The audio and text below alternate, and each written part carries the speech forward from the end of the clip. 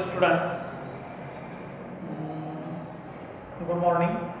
आपण पाठीमागच्या पिरियडला पेपर फर्स्टचा बायनरी नंबर आणि अरिथमॅटिक सिस्टीम हा टॉपिक बघितलेला आहे. Paper first second topic program analysis. तर आपल्याला या टॉपिकमध्ये प्रोग्राम्स म्हणजे काय हे बघायचे, त्याच्यानंतर त्याचे टाईप्स बघायचे आणि ॲक्च्युली एखादा प्रोग्राम कशा पद्धतीनं डिझाईन केला जातो, टेस्टिंग केला जातो, कोडिंग त्याचं कशा पद्धतीनं कोडिंग केलं जातं हे आपल्याला डिटेलमध्ये या ठिकाणी पाहिजे. तर जर आपण सॉफ्टवेअरचा विचार केला तर सॉफ्टवेअरमध्ये अनेक लँग्वेजेस आहेत. उदाहरणार्थ सी लँग्वेज आहे, C++ लँग्वेज आहे, HTML लँग्वेज आहे, त्याच्यानंतर जावा लँग्वेज आहे. तर अशा बऱ्याचशा लँग्वेज मार्केटमध्ये आहेत आणि या लँग्वेजेसचा जर आपण विचार केला तर इयत्ता 11वीमध्ये आपल्याला C आणि C++ ह्या लँग्वेजचा आपल्याला डिटेल स्टडी करायचा आहे. आपण जसं मराठी, हिंदी, इंग्रजी भाषा बोलतो तशाच पद्धतीनं कॉम्प्युटरला सुद्धा काही भाषा असतात किंवा काही लँग्वेजेस असतात, त्याच्यामध्ये आपल्याला प्रोग्रॅमिंग करावं लागतं. प्रोग्रॅमिंग करणे म्हणजे सॉफ्टवेअर बनवणे, लक्षात येते. तर अशा पद्धतीनं आपल्याला प्रोग्रॅमिंग करावं लागतात आणि प्रोग्रॅम केल्यानंतर आपल्याला एक सॉफ्टवेअर तयार केलं जातं आणि ते सॉफ्टवेअर जे आहे ते सॉफ्टवेअर आपण वेबसाईटवरती लॉन्च करतो आणि मग आपण पाहिजे त्या ठिकाणी ते सॉफ्टवेअर आपल्याला किंवा त्या सॉफ्टवेअरमधलं जे काय डिझायनिंग आहे किंवा कोडिंग आहे आपल्याला व्यवस्थित करता येते. तर कोडिंग करणे म्हणजे काय की ॲक्च्युली कॉम्प्युटरवरती प्रोग्राम बनवणे. मग कोणत्या लँग्वेजमध्ये बनवायचा आहे, C असेल, C++ असेल, अशा कोणत्याही लँग्वेजमध्ये तो प्रोग्राम आपल्याला टाईप करायचा आहे, त्याचा एरर काढायचा आहे आणि आपल्याला आउटपुट जस्टिफाय करायचं आहे किंवा आउटपुट आपल्याला पाहिजे आहे. तर अशा पद्धतीनं प्रोग्राम जे आहेत ते कोणत्या तरी एका लँग्वेजमध्ये जर केले पाहिजे, त्यासाठी प्रोग्राम ॲनालिसिस हा टॉपिक आपल्याला डिटेल स्टडी करायचा आहे. तर इयत्ता 11वीमध्ये तुम्हाला C++ ही लँग्वेज आहे आणि C++ लँग्वेजचा जो इंट्रोडक्शन पार्ट आहे तो म्हणजे प्रोग्राम ॲनालिसिस, लक्षात आहे. तर सुरुवातीला क्वेश्चन विचारले परीक्षेमध्ये, define program analysis, what are types of program analysis. तर प्रोग्राम ॲनालिसिस म्हणजे काय.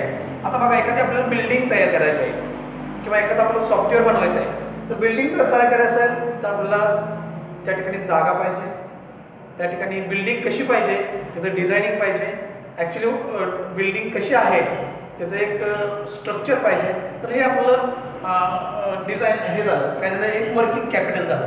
तशाच पद्धतीने एखादा प्रोग्राम जर बनवायचा असेल तर आपल्याला ते ॲनालिसिस म्हणजे प्रोग्रामसाठी काय काय पाहिजे किंवा कोणत्या लँग्वेजेसमध्ये करायचं तो आपण ॲनालिसिस. त्याच्यानंतर डिझायनिंग करायला पाहिजे आपल्याला, त्यासाठी डिझायनिंग द प्रोग्राम केल्यानंतर ते कोडिंग कशा पद्धतीने केलं पाहिजे प्रोग्रामचं, ते आपण जे लँग्वेज शिकतोय किंवा लँग्वेज स्टडी करतोय त्याचं कोडिंग कशा पद्धतीने केलं पाहिजे. कोड म्हणजे डेटा तयार करणे किंवा प्रोग्राम तयार करणे आणि कोडिंग झाल्यानंतर आपल्याला आउटपुट आलं पाहिजे व्यवस्थित, त्यासाठी टेस्टिंग द प्रोग्राम्स, लक्षात आहे. तर बघा डेफिनेशन बघा प्रोग्राम ॲनालिसिसची, the development of program for a specific problem in a programming process, then this programming is also called programming language. म्हणजे काय, एखादा प्रोग्राम डेव्हलप करणे आणि त्याच्यामध्ये छोटंसं सॉफ्टवेअर बनवणे किंवा ॲप बनवणे त्याला म्हणतो. आणि त्याला जे काय प्रॉब्लेम येतील ते प्रॉब्लेममध्ये एरर्स येतील, ते एरर्स नाहीसे करणे किंवा काढून टाकणे आणि आपला प्रोग्राम रन करणे त्यालाच म्हणतो आपण प्रोग्राम ॲनालिसिस. काय सांगितलं definition, the development of program for a specific problem in a programming process, then this process is also called program analysis. In program analysis there are 4 steps, four types. त्यातला first types analysing the program. आता analysis करणे म्हणजे काय, actually programme आपल्याला कशामध्ये तयार करायचा आहे, कोणत्या लँग्वेजमध्ये तयार करायचा आहे, त्याची ॲक्च्युअली इनपुट रिक्वायरमेंट काय आहे हे पाहणे म्हणजेच ॲनालिसिस करणे. तर बघा ॲनालिसिस द प्रोग्राम, त्यातला फर्स्ट पॉईंट सांगते तुम्हाला, in analysis the program to complete requirement of input data. अगोदर इनपुट डेटा ऍक्सेप्ट केल्याशिवाय आपल्याला प्रोग्राम बनवता येणार नाही. कोणता प्रोग्राम करायचा आहे, कोणतं सॉफ्टवेअर बनवायचं आहे हे माहीत पाहिजे. Second, it can understand the programs, तो प्रोग्राम आपण समजून घेतला पाहिजे, कशाविषयी आपल्याला सॉफ्टवेअर बनवायचं आहे. Third, to accept input data, युजरकडून ज्या इनपुट रिक्वायरमेंट्स आहेत त्या सुद्धा तुम्हाला ॲक्सेप्ट केल्या पाहिजेत. आणि last to identify the programs, आणि तो प्रोग्राम तुम्हाला आयडेंटिफाय म्हणजे बनवायचा आहे, ॲक्च्युली कसा वर्किंग करतोय तो बनवायचा आहे. म्हणजे हे झालं ॲनालिसिस द प्रोग्राम. काय काय सांगितलं याच्यामध्ये? To complete requirement of programs, second to accept input data, third to understanding the programs, आणि last to identify the programs. तर या 4 स्टेप्स म्हणजे काय? Analysing the programs. Second types तुम्हाला सांगता येईल designing the programs. Designing the programs. आता कोणताही प्रोग्राम बनायला असेल, सॉफ्टवेअर बनायला असेल तर ॲक्च्युली आपल्याला डिझाईन करावं लागतं किंवा त्याचं जे स्ट्रक्चर आहे ते बनावं लागतं. तसंच आपलं सी मध्ये प्रोग्राम करताना डिझायनिंग जे आहे फ्लोचार्ट तुम्हाला बनावं लागतं, त्यामुळे आपण डिझायनिंग. त्यातले फर्स्ट पॉईंट तुम्हाला सांगता येईल to requirement of program design. तुम्हाला कशा पद्धतीनं प्रोग्राम किंवा सॉफ्टवेअर बनवायचं आहे त्याचं डिझायनिंग अगोदर केलं पाहिजे. आता मोठमोठ्या ज्या सॉफ्टवेअर कंपनी असतात त्याच्यामध्ये वेगवेगळ्या प्रकारचे सॉफ्टवेअर आपण बनवतो, वेगवेगळ्या लँग्वेजेसमध्ये बनवतो, लक्षात आहे. त्याच्यामध्ये ॲनालिसिस असेल, डिझायनिंग असेल, कोडिंग असेल, टेस्टिंग असेल, प्रोग्रामर डेव्हलपर असेल, तर अशा वेगवेगळ्या प्रकारच्या पोस्ट असतात आणि ज्या त्या पोस्टनुसार तुम्हाला रिक्वायरमेंट कंपनी देते. आणि त्याच्यामध्ये मग तुम्हाला डिझायनिंगमध्ये आवड असेल तर तुम्हाला डिझाईन करता येतं, टेस्टिंगमध्ये आवड असेल तर टेस्टिंग करता येतं, डेव्हलपमेंटमध्ये आवड असेल तर डेव्हलपमेंट करता येतं, प्रोग्राम कोडिंगमध्ये आवड असेल तर प्रोग्राम तुम्हाला कोडिंग करता येतं. तर तसंच पद्धतीनं आपण डिझायनिंग करतोय, एखादा सॉफ्टवेअरचं डिझाईन करणे, एखादा प्रोग्रामचं डिझाईन करणे. तर फर्स्ट थिंग तुम्हाला सांगता येईल to requirement the program design. Second thing तुम्हाला सांगता येईल to design the input data, जे काय तुम्हाला बनवायचं आहे ते इनपुट डेटाचं डिझाईन करा. थर्ड थिंग सांगता येईल तुम्हाला to designing the program code, आणि लास्ट सांगता येईल to design the all colours of input data. म्हणजे तुम्हाला इनपुट डेटावरतीच सर्व जे काही माहिती आहे किंवा डेटा आहे ते डिझायनिंग करायचं आहे आणि तशा पद्धतीने तुम्हाला प्रोग्राम बनवायचा आहे, सॉफ्टवेअर बनवायचं आहे. Third types coding the programs.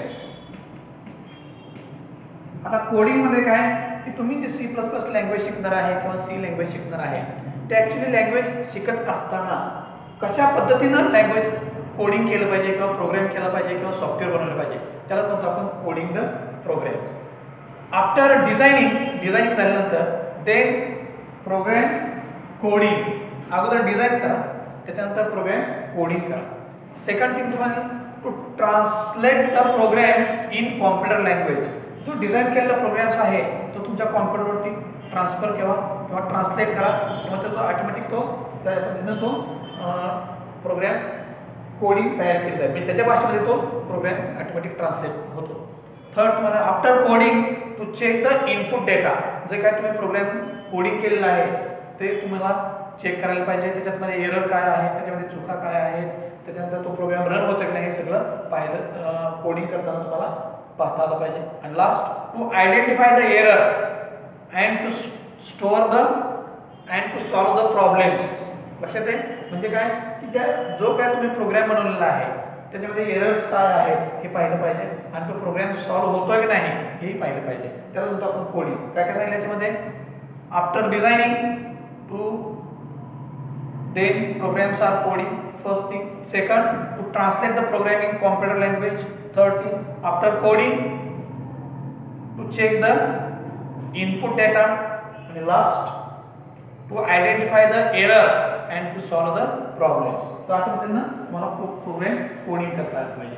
आणि लास्ट टाइप्स आहे to testing the programs.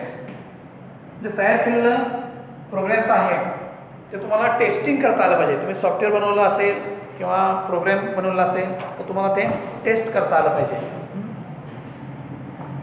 After coding then programs are tested. जे तुम्ही तयार केलेला जो प्रोग्राम्स आहे तो प्रोग्राम टेस्ट रन होतो की नाही पाहिलं पाहिजे.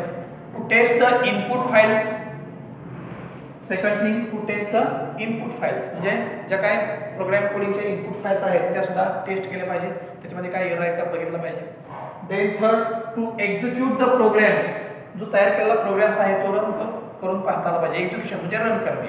आणि last to test the output files, म्हणजे to test the input files, to test the output files, to test the execution म्हणजे रन होतोय नाही ते पाहिलं, आणि to test the total programs. तर input file, output file, programs आणि execution, तर हे सगळं टेस्टिंग केलं पाहिजे. आणि टेस्टिंग केल्याशिवाय तुम्हाला हा प्रोग्राम तयार करता येणार नाही. तर काय सांगितलं टॉपिकमध्ये, पहिला